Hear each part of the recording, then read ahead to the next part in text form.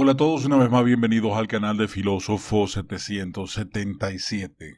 Al descubierto nueva red de corrupción en Venezuela, conocida como la Corporación Siria. Narcotráfico, sobornos y manipulación judicial en la Venezuela de Nicolás Maduro. Esta es una investigación bastante profunda.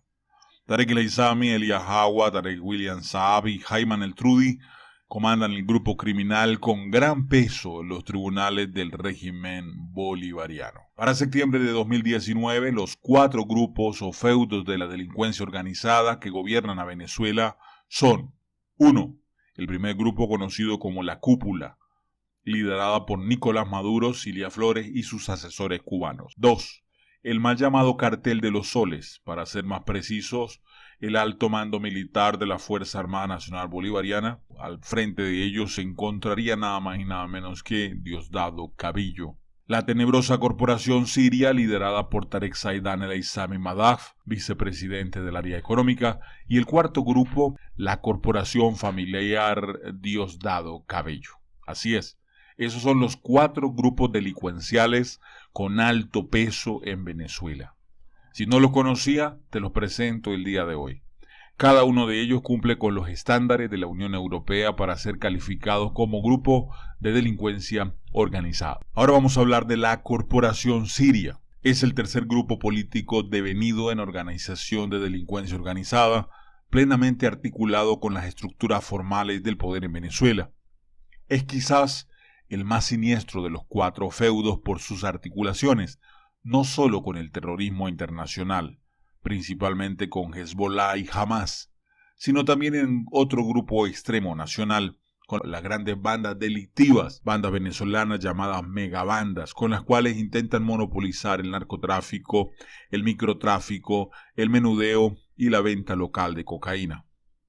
Más que un grupo que se reúne periódicamente para planificar estrategias, objetivos y próximos pasos, parece obedecer a una alianza táctica, a un origen étnico común y a una manera de ver las cosas. El ejemplo del dictador sirio Bashar al-Assad, que frenó la primavera árabe en su país y se aferró al poder, sumiendo su nación en una cruenta guerra civil, puede agravar sobre su óptica política. Los principales y más destacados miembros de dicha corporación siria son los siguientes: Tarek Zaidan el-Aissami Madaf, quien hoy en día es vicepresidente de la República de Venezuela, o que fue vicepresidente hasta junio del 2018. Actualmente ocupa la vicepresidencia del área económica, es ministro del Poder Popular para Industria y Producción Nacional y actualmente se encuentra solicitado por la DEA. Elías José Jagua Milano ha sido ministro de Educación, ministro para las Comunas, canciller, vicepresidente de la República, fue ministro de Agricultura, ministro para la Economía Comunal y ministro de la Secretaría de la Presidencia. Tarek William Saab Halabi ha sido designado como fiscal general de la República de la ilegal Asamblea Nacional Constituyente, se desempeñó como defensor del pueblo y gobernador del estado Anzoátegui. Tiene muchos casos de corrupción abiertos.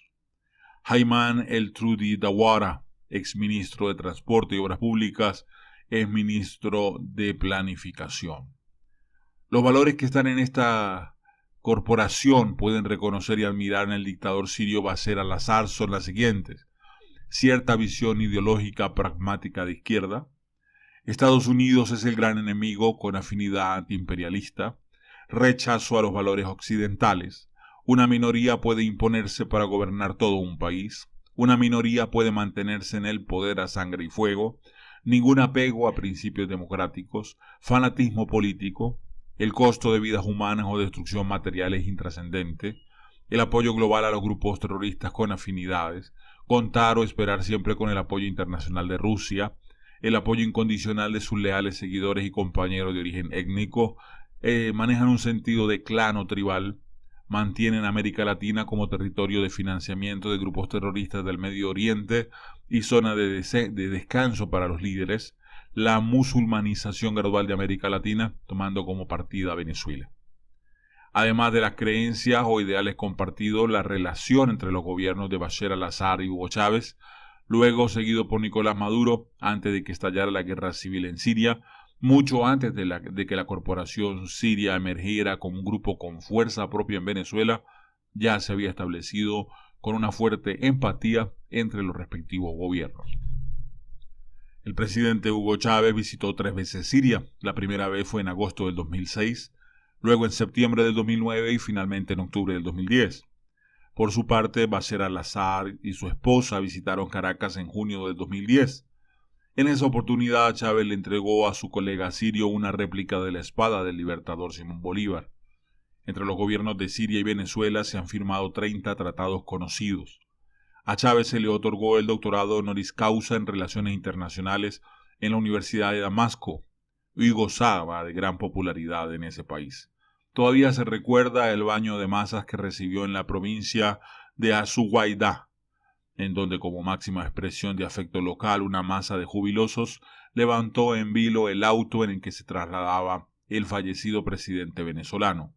Se dice que en esa provincia casi la mitad de la población tiene algún pariente que emigró a Venezuela, en donde se estiman que actualmente viven entre 500.000 y 900.000 personas de origen sirio.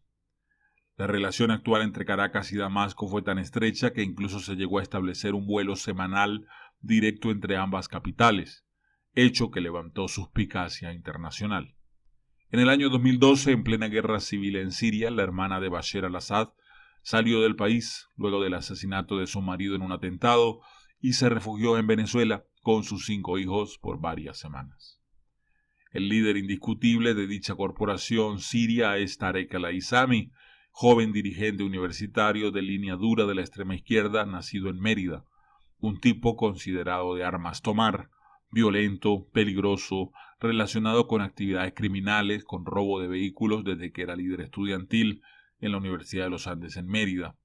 Su primer cargo en la administración pública fue como jefe de la misión Identidad en el 2003, adscrita al Servicio Administrativo de Identificación, Migración y Extranjería, SAIME, en el que se le otorgó cédula de identidad a cientos de miles de personas, muchos excluidos de los servicios del Estado. También, según denuncias de la oposición política, a extranjeros que no les correspondía. La cedulación masiva, tanto la regulación como la irregular, contribuyó fuertemente a los sucesivos triunfos electorales de Hugo Chávez, pero en el plano internacional también se le acusa de proveer pasaporte e identidades venezolanas a miembros de los grupos terroristas. Tarek el-Aissami fue diputado en la Asamblea Nacional de Venezuela por el Estado Mérida en el 2006. A partir del 2007 y el 2008 fue viceministro de Seguridad Ciudadana. Por 4 años el presidente Chávez lo designó como ministro de Relaciones Interiores y Justicia. Ahí le tocó neutralizar a su paisano Walid Macleay, gestor fundamental para las conexiones de narcotráfico con la FARC, la salida de los alijos por Venezuela y los destinos finales en México. Macleay se había convertido en su socio incómodo, demasiado visible, vulnerable y con ambiciones políticas al que había que frenar y apartar. En el caso Macleay significó un quiebre para el Nobel, pero duro ministro.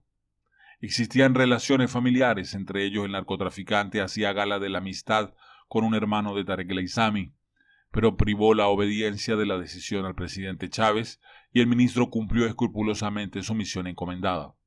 Luego, de forma sostenida y sistemática, se dedicó a perseguir, detener y extraditar a todos los narcotraficantes que operaban desde Venezuela o que se habían venido de Colombia a Venezuela, siempre y cuando no les presentaran servicios o gozara de la simpatía de la FARC, es decir, eliminó totalmente su competencia para los embarques de cocaína de la FARC que ellos pudieran tener o manejar en Venezuela. Tarek el-Aissami hizo gala de que deportó a muchos narcotraficantes tanto a Colombia como a los Estados Unidos, pero cuando se detalla la lista de ellos se evidencia contra quienes actuó realmente el ministro. También como ministro de Relaciones Interiores le tocó negociar con delincuentes comunes para poder terminar la revuelta de la cárcel del Rodeo. A raíz de estos hechos, en el 2011, se creó el Ministerio de Servicios Penitenciarios y se consolidaría el paranato en las cárceles, una nueva y terrible modalidad de delincuencia organizada. El-Aissami iniciaría relaciones y alianzas con bandas delincuenciales comunes. Su padre, Zaidan Al-Amin el-Aissami, fue representante del partido con ramificaciones en diferentes países Baas árabes socialistas. Investigaciones recientes señalan que el grupo terrorista Hezbollah se financia con el narcotráfico y se dice que Tarek el-Aissami es quien hace los grandes movimientos de droga y mueve los fondos ilícitos creados para ese fin, lo que permitió también aumentar su fortuna personal, bien sea directamente construyéndose la lujosa mansión que tiene en Caracas Country Club, o a través de su amigo y testaferro Samar López Bello, dueño de aviones, yates, empresas y numerosas propiedades. El Departamento del Tesoro de los Estados Unidos le ha abierto investigación, dictado sanciones a ambos y corre el rumor de que se le han incautado una gran cantidad de propiedades y bienes por valores que superan los $600 millones. Como gobernador del estado Aragua fue electo en el cargo en el 2012. Tarek el-Aissami consolidaría relaciones con las grandes bandas delictivas que hacen vida en esa región, especialmente con el famoso Tren de Aragua, asegurando que el narcotráfico de cocaína para consumo interno abastecería a las redes de microtraficantes locales controladas por la delincuencia común. Cuenta con buenas relaciones en las megabandas y no duda en acudir o apoyarse en ellos para cualquier trabajo sucio que él requiera. Otro miembro destacado de la corporación siria es Elías Hawa, ya conocido en su paso por la Universidad Central de Venezuela por la promoción cotidiana de disturbios como miembro del brazo clandestino de la organización extrema Bandera Roja. En 1996 conoció a Hugo Chávez y se sumó al movimiento político.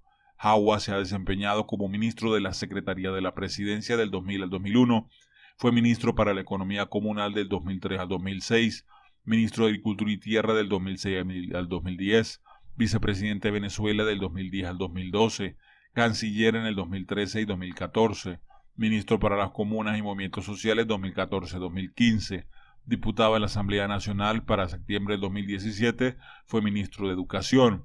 Para la Corporación Siria, Elías Hawa cumple doble función y es el enlace fundamental con la cúpula. En segundo lugar, tiene buena relación con los asesores cubanos.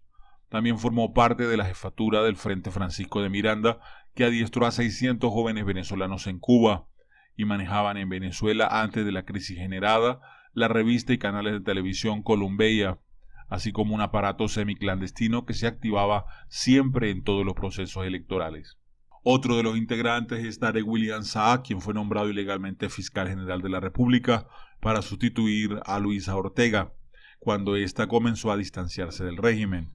Saab es el más suave del grupo, un personaje acomodaticio, nuevo fiscal con una memoria flexible y caprichosa, tal como lo define el escritor Alberto Barreratisca, pero desde su alta función impide o engaveta toda investigación que implique funcionarios del régimen, de la Fuerza Armada o de cuerpos policiales involucrados en crímenes, violaciones de derechos humanos o casos de corrupción.